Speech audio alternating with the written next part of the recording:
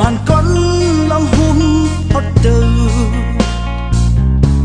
អ្វីអ្វីគ្រប់យ៉ាងត្រូវបញ្ចប់ហេតុដីនៅវិលអូនក៏វិលត្រឡប់ឲ្យចិត្តដែលនៅស្អប់គ្មានស្បាយ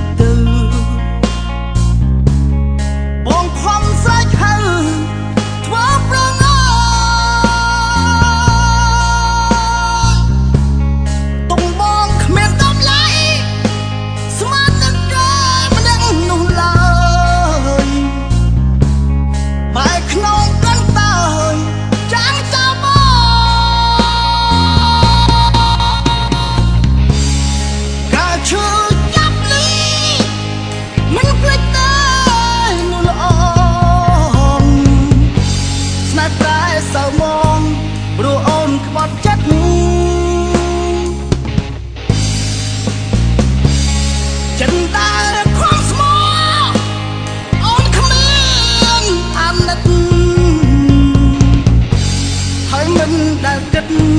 បងឈឺពន្លា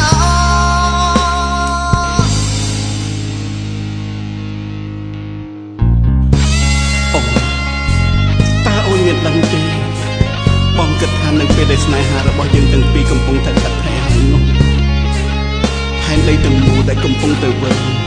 វាក៏คล้ายទៅជាដូរតន្ត្រីប្រគំភ្លេងពីរោរងំអំពីស្នេហាយើងឲ្យអន្តែដណ្ដងនៅលើវេលា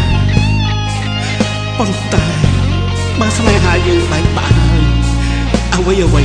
វានឹងត្រូវបញ្ចប់វាក៏คล้ายទៅជាជុកភ្លៀងបក់ផាត់ស្នេហាយើងឲ្យចេញឆ្ងាយពីគ្នាហើយមើលមកបងជាអ្វី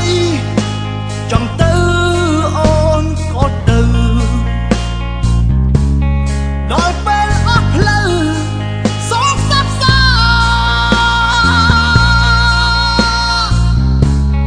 រយពាន់ហេតុផល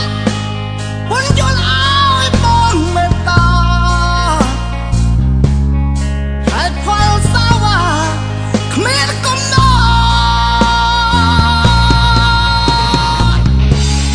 មិនដើរលើដាស្នេហ៍ចា